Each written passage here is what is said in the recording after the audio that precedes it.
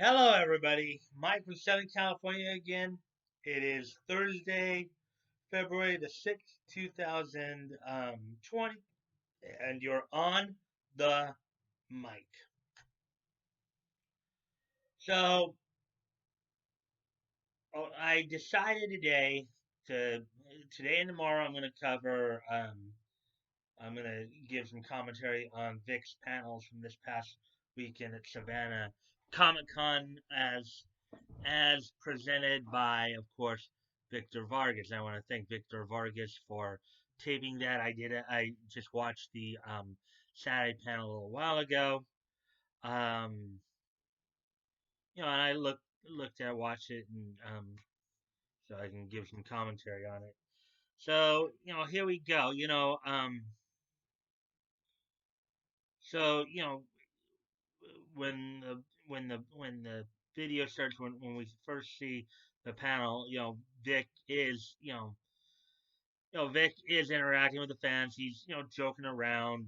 I think at one point he did make kind of a. I think he throughout the panel he made several jabs at Kick Vic. How they might turn some little innocent thing and take it out of context and all that. So yeah, but one of the things I found interesting is how he would show how Vic showed his humanity in many ways. There came a point early on when he was talking about how he appreciates the fans for their support. As a lot of the drama that's gone on over the past year, said how sometimes when you go through those times and trials, when you really discover who's really on your side and who'll support you and who's really against you. And he said that the two things that gave him the most strength throughout all this, one was his faith in God, and the other was the fans and their support. Those of us who truly believe that, one, he didn't do what many of them are saying he did, nor that he's that kind of person,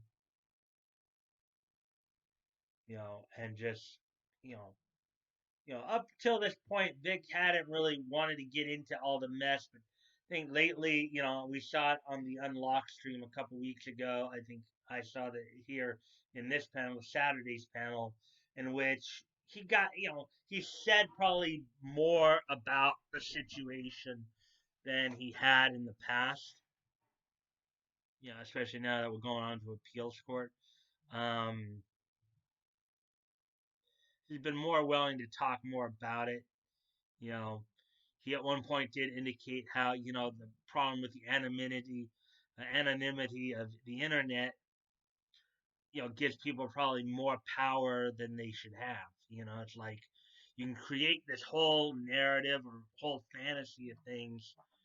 You'd really go around trashing because you're just hiding behind a screen name a lot of times.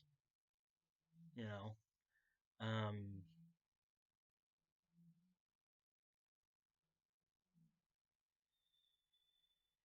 so it's one of those things where you hide behind a screen name and you feel like you can just go out and do whatever you want, including trashing somebody's reputation. You just, it's very easy to sit there behind a wall like this and like talk all kinds of garbage and where nobody can really see you or hear you or whatever. You just read the read the title and you just hide behind this wall called the internet, called a screen name, and Vic touched upon that. It's kind of cowardly, and Vic has mentioned this several times, and it kind of goes true to human nature. It's like where a lot of times you're gonna find people who are miserable, who can only seem to find satisfaction in making other people miserable. It's and to the level Kick Vic has done it is just truly evil. The level Kick Vic has done it is truly evil. And we got to continue to call them out when they do that. I mean, do should we sit there and get involved in every little time that, like, okay, we know how Kick Vic feels about Vic. I think that's been made abundantly clear. So whether it's like BT or LJ Montella or whoever coming out and saying for the 100,000th time what they think of Vic, at this point it's no longer even newsworthy. Okay, it's just it's just stupid people making stupid statements. You know, we can sit there and keep rehashing, but I think everybody knows the facts. Okay, but anyways, getting back to, but yeah, Vic, you really when you watch him when you see him in person, and or you watch him on video, I think more when you see him in person than anything else, you do get a sense of who the man is, who the man truly is. Shouldn't listen to anybody else, including me, to form your opinion. What you should do is go and meet the person, then make your judgments on it. Make the judgments based on your own observations. I can tell you what I think. I can tell you my impressions. Other people can do the same thing, but you're not going to know for sure how you feel about it till you actually meet the person and talk to them. You know, but in my opinion, Vic really showed his human side here, and talking about a lot of this stuff, and he's been coming out more and more talking about it. You know, and some of these people that are coming after him too have, like, he and Monica, they've been working together for like 20 years, because she also started out in ADB. I know a lot of people may not remember that or know that, but she started out in Houston as well. You know, um, and a lot of it too was, we talk about certain aspects of the business, how, like, how he, like, one of the things he said is that, part of the, now here's a distinction that I think, I know for a fact that Vic is the first to do this. At this point, I don't think he's the only person to do it, because I think other people have done it as well. But I know for a fact he's the first person to do this. Vic has worked for all four of the major dubbing companies in the United States. In fact, somebody at the panel there asked him, did actually ask him, you know, how it was that he was able to work at all these different dub companies, and he explained it in under a minute. You know, he explained it in, like, just under a minute. So, and that was his goal to do so. He started out. He was living in Houston. Started out with ADV, which later became Sentai. People are going to tell me, well, ADV and Sentai are two different companies. Well, that's true to a point. I mean, yes, different, but more or less a lot of the same personnel that were with ADV are working with Sentai. So they are essentially the same company. So, um, started out with ADV, then moved over to Funimation, then started getting work at at out in LA with, like, Bang Zoom and Viz, and then of course worked. He even commented how he did work on Pokemon. He went to New York and worked on some of their productions. He explained all that in about a minute. Um, Now, in light of some of the stuff that we've been talking about with Funimation over the last year and their business practices and stuff, of course, most recently with the cancellation of the interspecies reviewers dub, um, we found out another. I don't know if you want to call it, you know, no, if this really raises it to another level. But here's another kind of thing that you might find kind of kind of a crummy business practice. You know, so up until the Broly movie, anytime Vic did any traveling, particularly to Funimation. Now this may just be standard because it's like as he explained it, they may want him to work, but in order for him to work, he has to be the one to pay for his own his own now his own travel and housing and all that you know and to his credit, Vic did that. Vic did it, and that's why he was able to move out all over the country.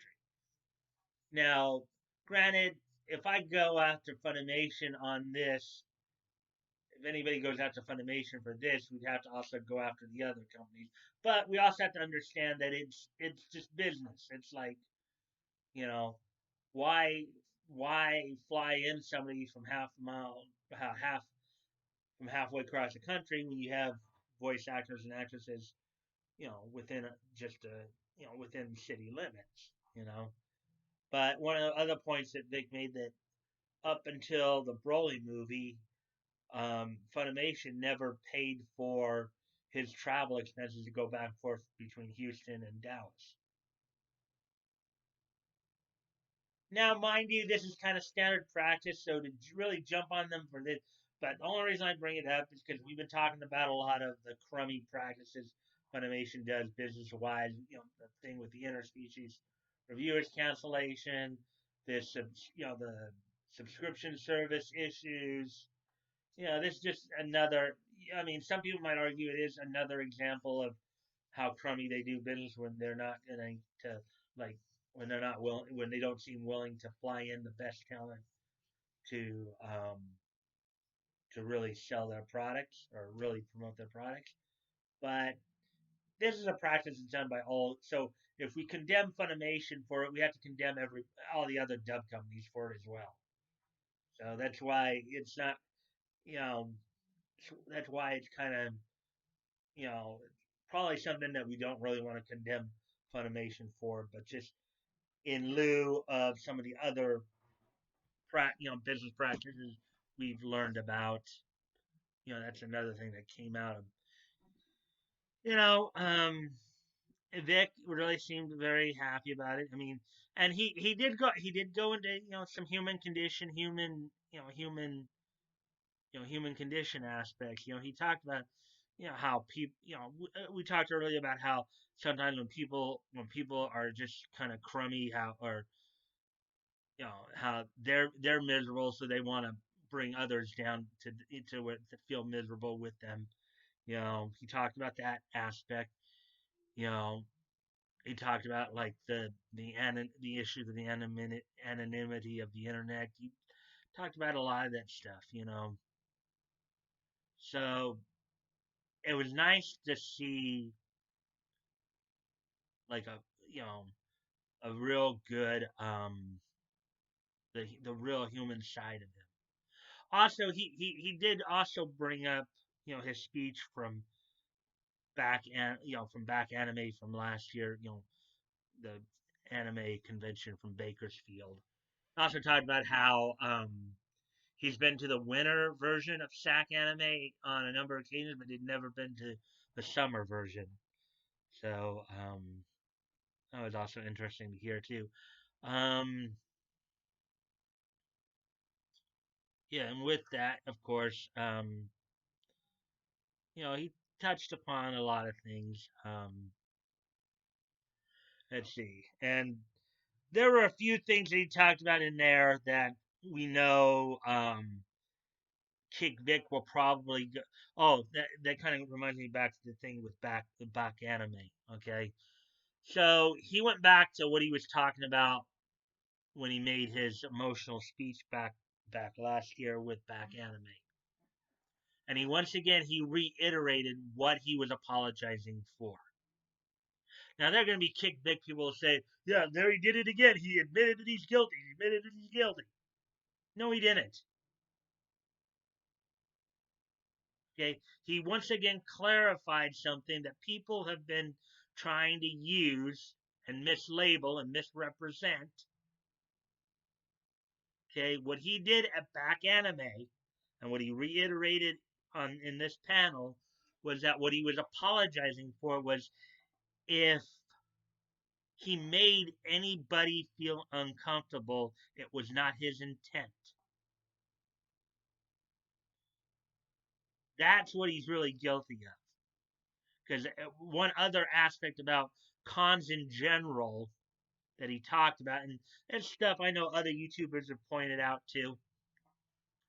Like sometimes if you go to cons long enough, you can pick up on what the natural behavior patterns are. If you're standing in a line,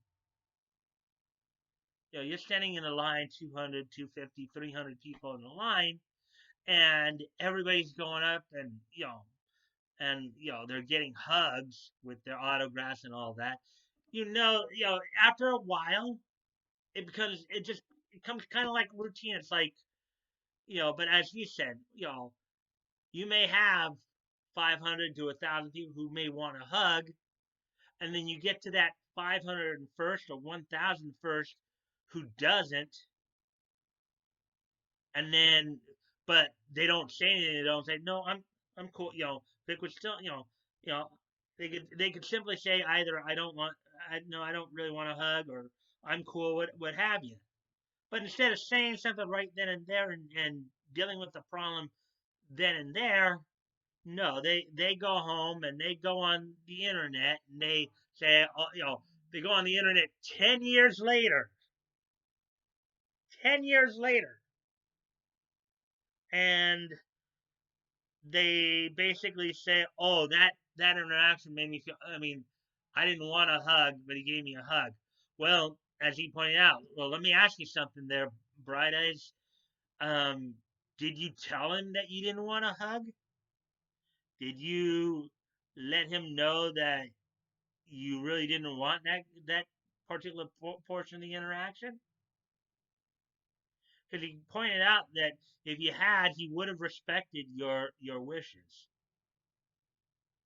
You know, that's the thing here. That's the thing between the messaging of Vic and the messaging of Kick Vic. Okay, Vic has been constant. He has been constant and consistent in terms of how he feels about the situation, about what his principles and values are, and about what he hasn't deviated.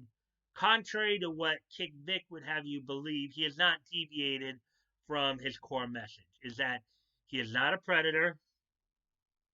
He, you know, his intention was always to do good, not to do harm. And yet these people would sit there and just vilify him. And it's kind of funny because one of the comments that was made in Victor Vargas' video there that, that I found that kind of caught my attention. I think it was from Senora de Monte Rosa, I believe, or Montessori. But she had mentioned how, while those who were at Vic's panel were all having a good time and all that, Kick Vic was sitting there and nitpicking, going, "Look, they're in high school gym. They're in a high school gym." You know, being all salty. You know, it just goes back to what he said during the panels that, um, you know, people who are miserable just look to bring other people down. What the old saying. It's an old saying that was actually turned into a song by I think it was Soul Asylum. Misery loves company, right? They say misery loves company, and they could build a factory on fake misery, frustrated, incorporated. kind of sounds like what Kick Vic's doing, doesn't it? Maybe not the singing, but yeah, it's like these miserable people just want to just bring everybody else down, and after a while, you just become numb to it, unfortunately. But now with all this going down, I'm sure Vic has become more cautious, particularly more earlier on. But he shouldn't have had to go through this. Chris Niosi, who's had some issues recently, shouldn't have to go through this. Nobody should have to go through this kind of cancel culture garbage. That's unfortunately the world we live in. So, anyways, with all that being said, let's talk about some other interesting things. This date in niche history. Um, so first off, we head back 80 years to 1940. On this date in 1940, in Detective Comics issue number 37, Crimson Avenger, who was part of the Earth 2 universe. He was part of the Seven Soldiers of Victory along with Earth 2's Green Arrow and Speedy. Him and his partner Wing, Star Spangled Kid and Stripesy, Shining Knight, Vigilante, and then stuff of the Chinatown Kid being the eighth unofficial member of the Seven Soldiers of Victory. But Crimson Avenger, after a 7-issue hiatus, makes his return to Detective Comics in issue number 37. So on this date in 1940, Crimson Avenger makes his return to Detective Comics after a 7-issue hiatus. So let's move on. Let's move ahead in time a bit to on this date in 1982. On this date in 1982, premiered the Japanese mecha anime series Combat Mecha Zambungle. It was a Japanese, Combat Mecha Zambungle was a Japanese mecha anime series created by Sunrise and directed once again. I've been talking about this guy quite a bit the last few days. It was directed by Yoshiyuki Tomino, and it started and it was broadcast. It debuted on Nagoya TV and TV Asahi on this date in 1982. So on this date in 1982, Combat Mecha the Mongol premiered on Nagoya TV and TV Asahi. So, and finally, we move ahead from there 9 years into the pro wrestling realm. On this date in 1990, Sting is kicked out of the Four Horsemen at Clash of Champions 10 in Corpus Christi, Texas, for accepting a title shot against NWA World Champion and Four Horsemen leader Ric Flair. Sting later suffers a patella tendon rupture in his left knee while attempting to climb up the side of the cage of a steel cage match to at the side of a steel cage to get at Flair during a cage match between Flair and the Minnesota Wrecking Crew, who are Ole and Arn Anderson, facing against the faction known as J-Tex Corporation, the Dragon Master, Great Muta, and Bud Story. This is basically obviously Flair and the Andersons were the Horseman faction, and J-Tex Corporation was a faction co-managed by Gary Hart and Hiro Matsuda.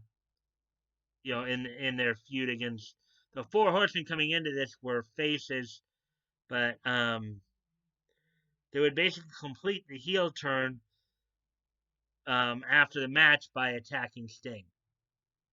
Sting basically became a threat to Flair's world title reign, and so the Four Horsemen turned on him. That happened on this date in 1990.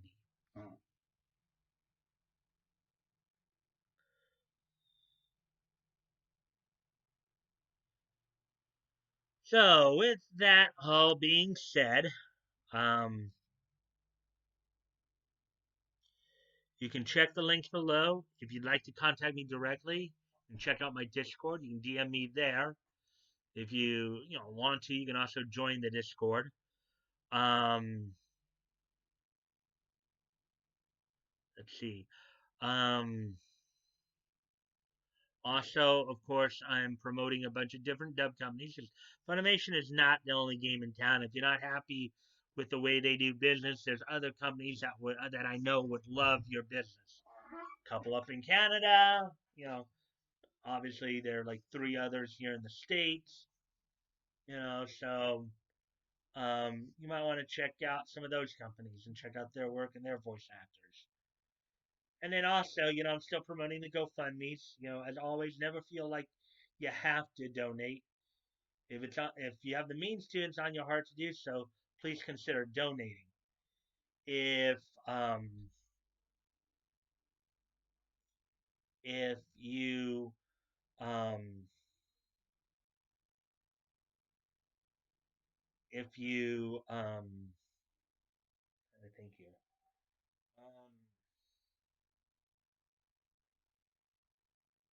Okay, yeah. Okay, so as I said, if you have the means to, and it's on your heart to do so, please consider donating. If you've already donated, please consider donating again. And if you can't donate, you can still help out the cause by sharing links. Sharing is caring. You never know. Maybe there's somebody in your circle of friends that might look at it and go, yeah, something, I want to help out too. So here we go. You know. And if you like this content, please consider liking, commenting, sharing, and subscribing. Um, I always look forward to the conversations, as long, of course, as they're civil and respectful. Um, I would very much like to, you know, um, if I will always respond pretty quickly, um, and I hope you guys will watch this video. Now, don't forget tomorrow. I'll be looking over sometime between tonight and tomorrow morning. I'll be looking over Sunday's panel from Savannah Comic Con, and then I'll be doing a video on that. Also, we'll have um, the my latest VA profile premiere tomorrow, the first one in a couple weeks because I was out sick. Um, the next VA profile is going to be on Kelly Sheridan of Ocean Studios. So hope you guys will come and check out that premiere as well. Um, and I guess until tomorrow, guys. Bye.